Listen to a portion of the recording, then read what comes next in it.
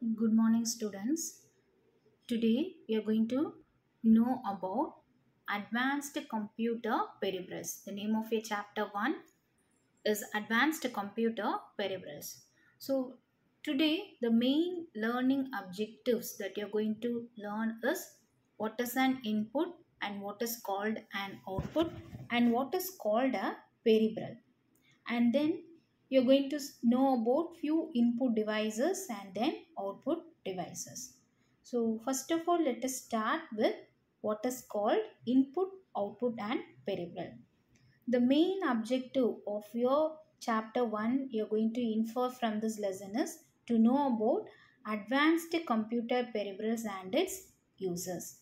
Okay, so first of all, let us see what is a peripheral. Peripheral means the devices that can be attached to your computer to perform some calculations by either giving information to input or receiving information from the computer.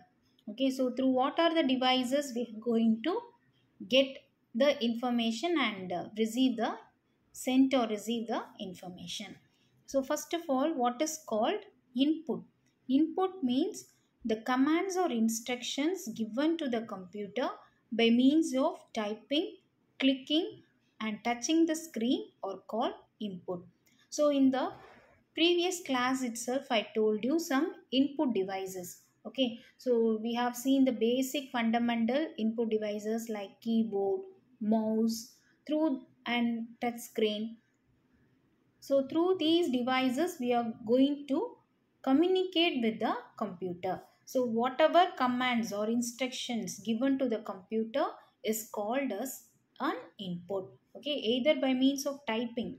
So through keyboard, we can type information and we can send information to the computer. And then clicking, by using the mouse, we can click and select the data. And then by touching the screen, so we are using nowadays touch screen. Okay, so these are few ways to communicate to the computer, and this is called as an input. Okay, and then output. So once the data gets processed and then the computer is going to give the result, that result is called as an output. And we have discussed about output devices also, like monitor is the main commonly used output device. So on the monitor screen only we are going to see the result, so that is called as an output. And today we are going to know about some input devices in detail. So for example, here a scenario is given. So if you want to talk to your grandmother, what you will do? So you are going to pick up the telephone and using the keypad you used to type your grandmom's number and you can have a chat with her. Okay, so the same way if you want to talk with your computer, the only way we can talk with a computer through some input devices. Okay, so like keyboard and mouse and touch screen, these are the main three ways we can communicate with the computer. So the main commonly used computer input device is keyboard. So through keyboard we can type information and send information to the computer. So using alphabets, numbers and then symbols. So using these kind of things by touching and by typing we can communicate with the computer. So the enter data will be entered into the computer using this keyboard. So keyboard is the most commonly used input device. Okay, and then different types of keyboards are available now. And then you can see here the latest invention is Magic Cube. It is kind of virtual keyboard. Okay, so we have to charge this device. Okay, we have to use the USB charger cable and we can put charge and we can start using this device. We can connect just through the Bluetooth. So if you are using your mobile phone, if turn on the Bluetooth and we can just connect this device and then it will show the light through this. It will display the virtual keyboard, which is not real keyboard. It is going to be unreal one. Just it will show you the light. virtual keyboard. So through this also we can start typing and give information to the computer. And then the next type of keyboard, it is called as a gamer's keyboard. So most of the gamers, they used this kind of keyboard for playing games. So it consists of lot of keys. Here you can see the just a normal keyboard, it consists of numbers and letters, and then you can see the function keys F1, F2, F3, likewise it goes on, and then control keys, and then keypad, and then you can see the arrow keys. So the arrow keys are mainly used for gamers to move of up or left down, or you want to move in left direction or right direction. So it used to facilitate. And then the wrist pad, you can see here, these are the parts of the gamer's keyboard. Okay, so for playing some efficient gaming performance, to perform quickly, you can use this kind of gamer's keyboard, specially designed for playing games.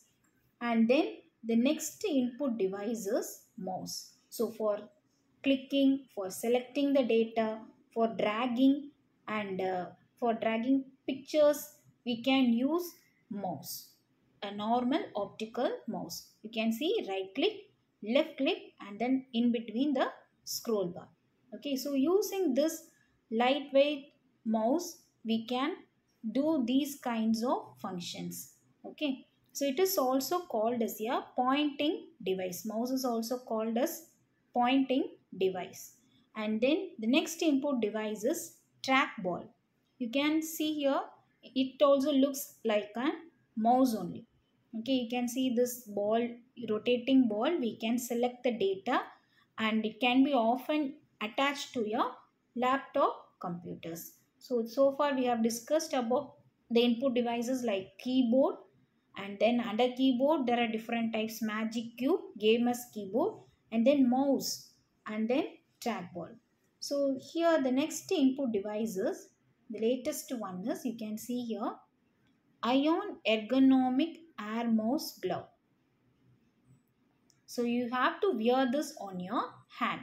So likewise, and it consists of, in the index finger you have this kind of facility: the left click, the right click, and then the pass button. And then on the upper side you can see here on off switch button, and then USB charger and LED.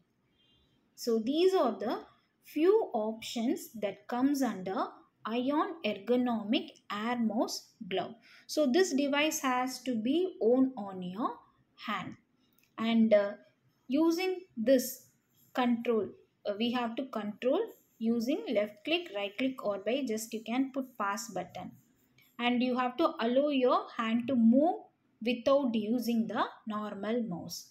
Okay, so this can be distance up to 35 feet. You can just wear this. We have to charge using the USB charger, and once the charger gets fully completed, we can wear it on our hand to control your computer wirelessly.